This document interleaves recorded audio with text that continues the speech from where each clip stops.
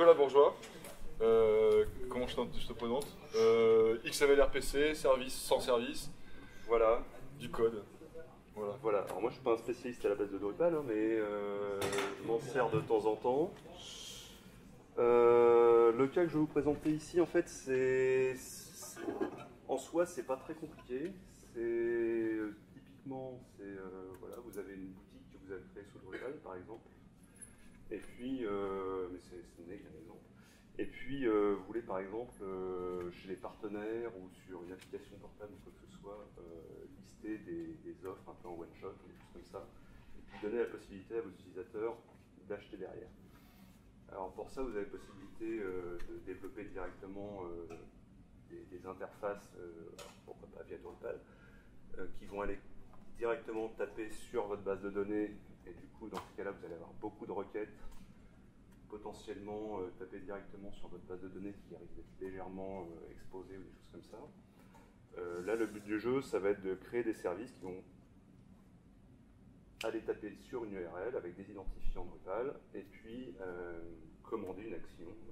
Dans l'occurrence, vous allez voir, faire une liste de produits et puis commander des produits. J'aurais dû enlever la veille de mon écran. Donc pourquoi pas le faire avec service? Le service en soi, c'est très très bien pour faire des récupérations de contenu via un tiers. Le problème majeur, c'est que souvent ça fait beaucoup de choses pour un usage qu'on va avoir finalement assez limité. Et du coup, ça fait énormément de requêtes, c'est assez lourd et ça peut s'avérer parfois un peu laborieux pour faire 2-3 trucs très simples. D'autant qu'en fait, depuis il y a très longtemps, peut-être pas depuis la création de Drupal, mais enfin depuis très longtemps, il y a en fait un module intégré au corps de Drupal qui s'appelle XMLRPC qui permet de faire ce genre de service. Donc XMLRPC en soi, ça pas forcément, voilà, ça a juste quelques petites limites. Ça n'utilise que des requêtes en post et ça gère l'authentification par intermédiaire des headers en cookies. Voilà. Donc après, si vous voulez sécuriser derrière, libre à vous d'utiliser du HTTPS ou autre. Après, moi, je ne suis pas spécifiquement amené à vous aider sur la sécurisation de vos requêtes. Mais en tout cas, c'est exactement la même chose que quand vous vous identifiez sur votre Drupal directement. Vos identifiants ne sont pas plus ou moins exposés, quoi. Donc, pour créer votre service, finalement, vous allez créer un module, très très original. Donc votre module, excusez-moi, ça s'adapte. Donc moi, mon module en l'occurrence, démo XMLRPC, voilà, une petite description, un package, voilà. La version, le corps, le projet, ça c'est pour qu'il puisse être identifié dans une partie séparée des modules. Et puis voilà, globalement c'est tout. Et moi, dans mon module, il y a juste le info et le point module. Alors, voilà, donc, voilà. Donc, c'est un peu petit, excusez-moi. Voilà, bon, de toute façon, c'est pas. Alors, donc, il va y avoir qu'un seul hook dans mon module, le hook de XMLRPC. Et derrière, on va implémenter plusieurs méthodes. Donc, les méthodes, c'est totalement libre. Vous pouvez les appeler comme vous voulez. C'est la façon dont vous allez appeler votre service après dans l'URL, dans le post.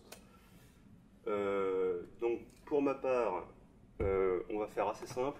On a une méthode d'identification, de connexion, une méthode de déconnexion, une méthode pour récupérer les listes de mes offres commerciales et une méthode pour commander un produit juste derrière.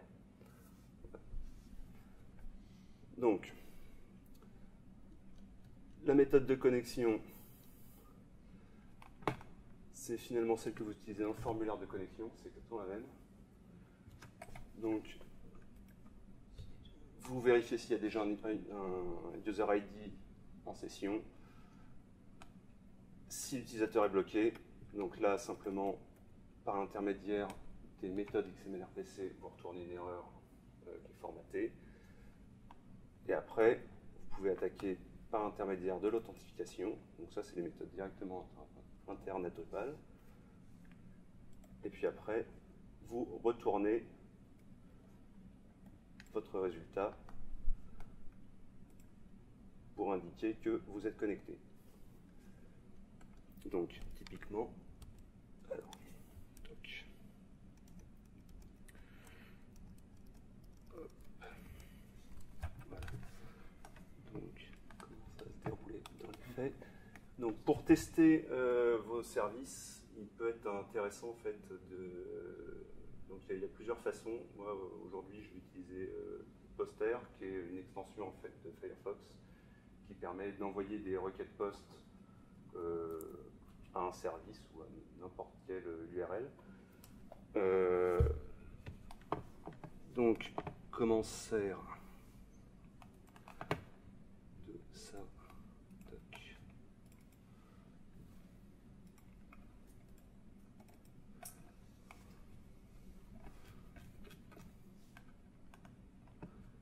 Donc, on va avoir l'adresse. Merde, j'ai perdu ma fenêtre, excusez-moi.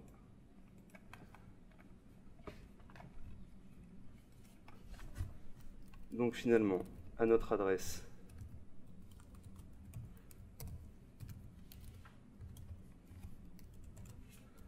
alors le fait que ce soit en 80-80, c'est pas spécifique à notre cas, c'est tac.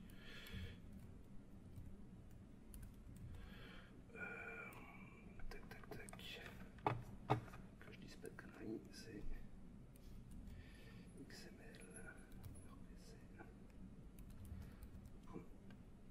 PHP, toc, voilà, donc, voilà, et, putain, j'y arrive pas avec la souris, donc, derrière, on vient intégrer notre appel, donc il va être lu, donc là, on désigne l'appel de notre méthode, le nom de la méthode que je désignais tout à l'heure, dans mon implémentation, donc en l'occurrence foobar login.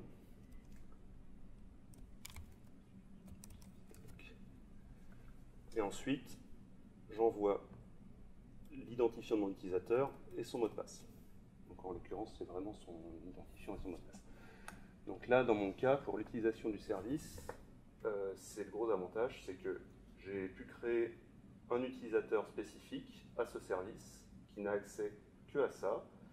Il va être limité, il peut ne pas avoir accès au reste dans Drupal, il va avoir accès finalement qu'au module dont il a besoin. Il ne connaît rien d'autre finalement. Donc au niveau de la sécurité par rapport à votre Drupal, ça peut s'avérer intéressant. Et donc à partir de ce moment-là, vous pouvez envoyer ce genre. Attends. Oula.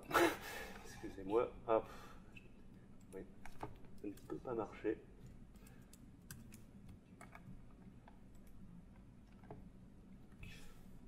Voilà. Donc là, en l'occurrence, j'ai envoyé ma requête. Et en retour, je reçois une réponse du serveur, comme quoi ça s'est bien passé. Je récupère la session de l'utilisateur, son nom, et tout un tas d'informations qui le concernent. Donc ça, c'est... Voilà. Là, tout de suite, ça y est, je suis connecté en tant qu'utilisateur sur le site. D'ailleurs, n'ayant pas limité mon utilisateur, là, tout de suite, si jamais je m'identifie, ça y est, je suis connecté en tant qu'utilisateur.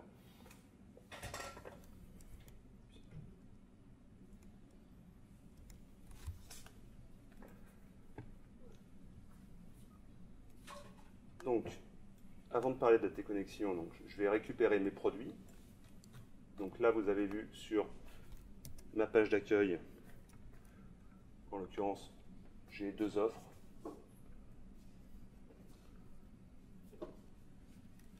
c'est les contenus que j'ai créés.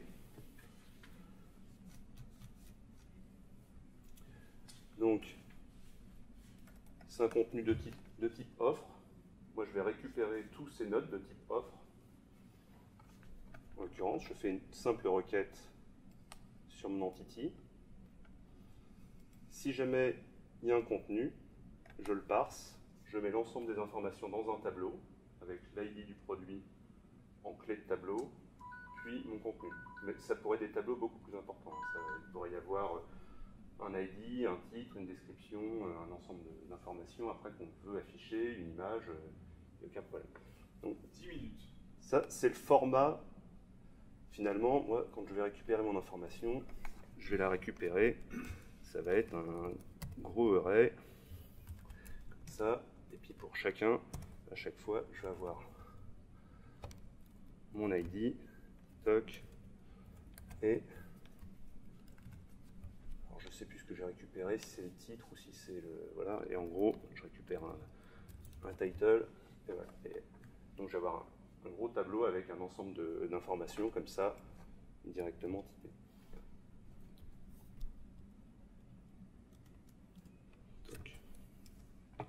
Donc si je fais un appel à cette méthode, fermez ça.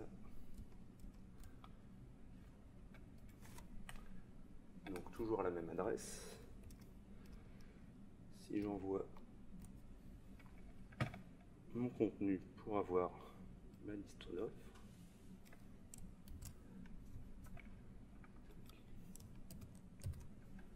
voilà, donc simplement une méthode appel de méthode, le nom de la méthode,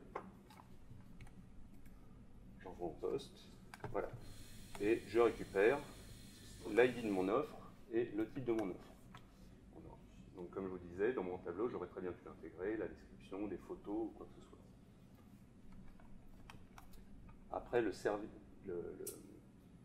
tiers qui requête, finalement, il a juste à parser et à intégrer ce résultat XML à son propre site ou à son application.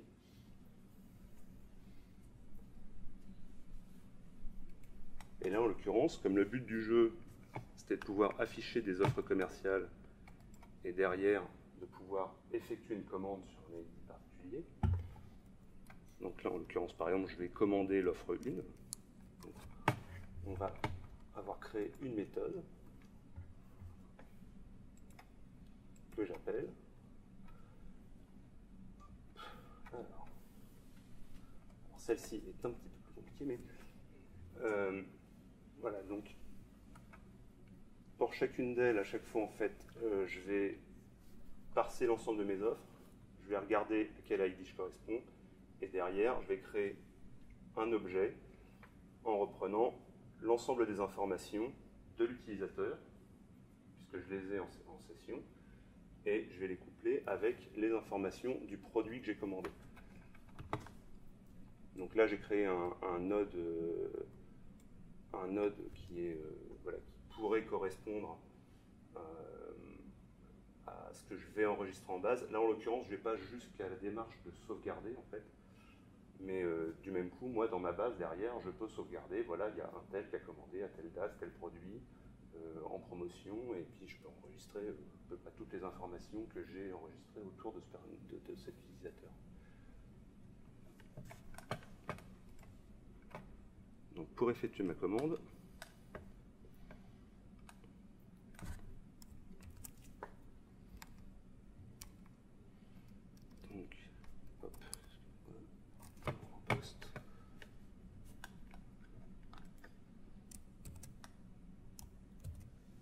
donc là, en fait, on a ma méthode. En paramètres, on a l'objet data en fait, que je récupère dans ma méthode ici. Donc, voilà, et que je vais parser. Que je vais redécouper entièrement. Et après, que je vais pouvoir réintégrer dans mon tableau, finalement. Ici, je fais juste que redécouper l'ensemble des informations et les remettre pour juste derrière les enregistrer en tant que node. Et donc si je lance cette commande ici, si tout se passe bien. C'est évidemment pas le cas. Alors attendez, il y a peut-être une simple raison. Voilà. Là, typiquement, j'ai voulu commander le produit 1234. Je n'ai que 2 produits, ça va peut-être pas être très bon. Donc là, en l'occurrence, ben, voilà, typiquement, j'avais fault code. Voilà, c'est un cas que j'ai traité. Alors, je ne sais plus où c'est. En l'occurrence, c'est traité dans mes erreurs 400, je ne sais plus, je n'arrive pas bien à voir ici. Voilà, et en l'occurrence, si je me mets à aller demander le produit numéro 1, voilà, et j'ai un retour comme quoi j'ai bien créé ma commande et un numéro de commande, donc à la concaténation de la date, qui est mon timecode. Voilà. 5 minutes. Pas de souci. Et donc, pour finir, on a notre méthode de déconnexion. Donc toujours la même. Alors, oui, dans les remontées, on va pas s'étendre sur Botchlog. Voilà, et donc du coup, je détruis ma session puisque j'ai retrouvé l'ID de mon utilisateur. Et donc, ça se fait en intégrant le code suivant. Tac.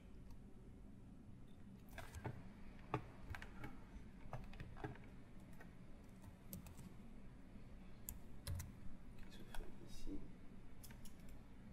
Voilà.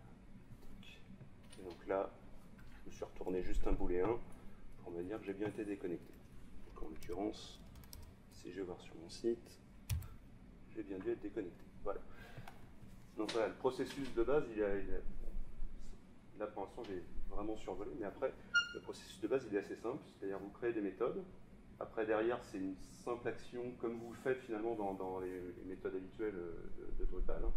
C'est juste que simplement vous allez identifier une URL, qui est en l'occurrence xmlrpc.php à la fin de votre site, passer des paramètres en poste que vous avez vous-même définis, et après, avec ces paramètres, vous pouvez interagir avec ce que vous avez enregistré, votre contenu, enfin, l'ensemble de votre site.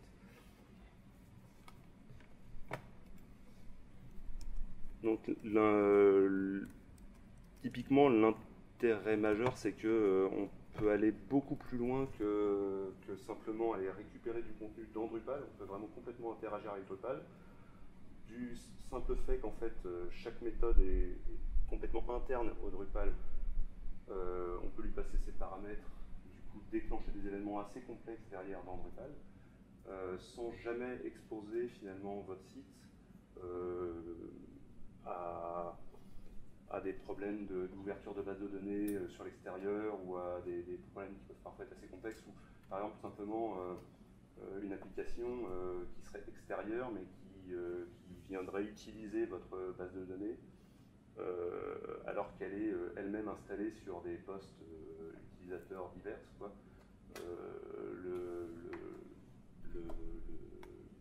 Il n'y a aucun...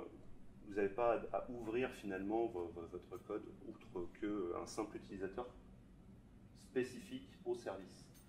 Et du coup ça, je pense qu'au niveau qualité d'utilisation finalement de votre Drupal par des tiers,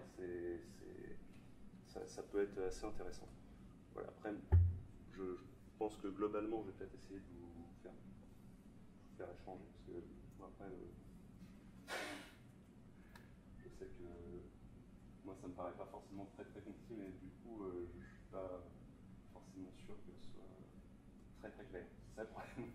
C'était plutôt clair. Hein. Très bien. Voilà. On ouvre les questions. Voilà, oui, des questions aussi. Ça... Ouais. On a du JSON RPC ou pas? J'avais la même question. On peut faire ça avec du JSON RPC. Avec la Non, mais ça alors ça, non, là en l'occurrence, là on est vraiment sur du XML RPC. Ouais. Par contre, derrière, Je sais qu'il y a possibilité de faire du JSON RPC. Me semble-t-il que c'est supporté normalement par... alors peut-être pas cette version-là. Alors l'avantage, c'est que les services que vous développez là avec XML RPC, ils sont directement reportables sur Drupal 8, parce que Drupal 8 intègre toujours ce service-là. Et je crois que justement, en plus, ils intègrent le JSON directement. Donc, côté performance, ça donne quoi? c'est beaucoup plus performant que Service, par exemple. Oui, mais enfin, au niveau du nombre de requêtes. Au niveau du nombre de requêtes au niveau HTTP? Sur une install Drupal classique, est-ce que... Bah là, moi, typiquement, j'en suis à une requête HTTP et un aller-retour avec ma base pour que ce soit une récupération de liste ou une commande. Alors que sur des montages de services, je vais arriver à facilement une vingtaine, voire une trentaine de requêtes. Du coup, au niveau efficacité, ouais, on est bien plus. Et justement, sur des cas de services qu'on voudrait intégrer sur des apps mobiles, on est beaucoup plus efficace, puisque typiquement, ça peut être intéressant, c'est justement, en une requête, on peut récupérer un contenu assez important, puisqu'en plus on est quasiment que sur du format texte. Derrière, par exemple, on peut s'amuser à juste faire de la sync, enfin, à stocker notre donnée temporairement sur le mobile et à ne faire après plus que de la synchro, quoi. Donc du coup, au niveau requêtage, enfin, moins de requêtes, on peut pas, quoi. Après, on est à plus de requêtes du tout, mais là, vraiment, on est à un aller-retour avec le Drupal. Là où ça peut après s'avérer un peu plus lourd, c'est si jamais vous voulez faire des requêtes complexes au niveau de la base de données avec des jointures complexes, des choses comme ça, mais enfin, très sincèrement, ça reste très très léger, quoi, justement. Et c'est un des gros avantages, c'est qu'on maîtrise la taille, enfin on maîtrise nos flux, quoi. Donc là, sur un gars qui voudrait toujours sur une appli mobile par exemple, juste quand le gars se connecte, mettre à jour les offres, on est à 3 requêtes, la requête de connexion, la requête de récupération de la liste et la déconnexion. Voilà, c'est le minimum qu'on peut faire. En dessous, après, moi je sais pas. Hein. Si après on pourrait faire une seule méthode, par exemple, qui est mise à jour des offres, et puis où le gars il se connecte automatiquement, récupère les offres et automatiquement déconnecté. Ça n'a plus qu'une requête, quoi. Mais ça ne peut pas plus court, en fait. Ça ne peut pas beaucoup plus court. Au niveau de la vitesse de connexion, c'est vraiment léger.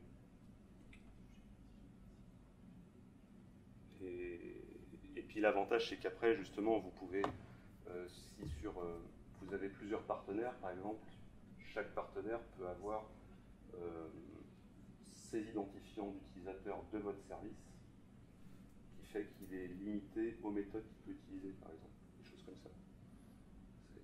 On peut pousser assez loin, en fait, au niveau de la segmentation du service.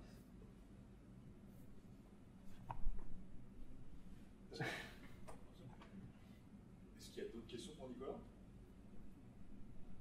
Je mettrai à disposition tout ça, parce qu'après, vous voyez à quel point le temps passe vite, mais du coup, au niveau de l'explication, du découpage, des paramètres et des appels de méthode, je préfère passer pas forcément trop de temps, mais du coup, voilà, je pourrais vous passer le code, il est commenté, il est très commenté, du coup, je vous invite à le relire. Voilà, c'est très très simple, les méthodes, après, libre à vous d'imaginer et de créer vos services, quoi. Voilà, je pense que à la vue du code, vous pourrez comprendre c'est assez détaillé. Alors c'est en anglais, je suis désolé, mais je code exclusivement en anglais, mais sinon, hormis ce détail-là, sur le site de Drupal, vous pouvez vous rendre sur le hook du module XMLRPC, il y a une bonne quarantaine d'exemples d'utilisation de XMLRPC. Parfois, c'est assez poussé. Voilà. Et il y a même carrément les modules d'exemples que vous pouvez télécharger directement. Autre question. Oui. Comment ça se passe quand, par exemple, plusieurs modules vont proposer du XMLRPC au niveau de l'ordre, au niveau du partage de code? Ah, au niveau de la gestion des piles, par exemple Non, je non. sais pas. Chaque module présente son hook. Mhm. Donc l'ordre d'exécution de ces différents hooks dépend un peu du poids du module. Ouais, normalement, je pense Toujours que comme ça. ça, Ouais, là, justement, on va rentrer dans les détails de la gestion de Drupal que je maîtrise moins. Et puis, de toute façon, tu as des méthodes qui sont différentes aussi. Après, parce que là, le truc, c'est qu'on n'a qu'un seul endpoint, enfin, on a qu'un seul point d'entrée un seul point d'entrée sur le site, mais en l'occurrence, on pourrait très bien envisager d'avoir plusieurs points d'entrée. Après, du coup, ça, c'est plutôt au niveau de la configuration et des points de routage de Drupal. Là, du coup, il y a sûrement des plus grands experts sur routage en Drupal que moi.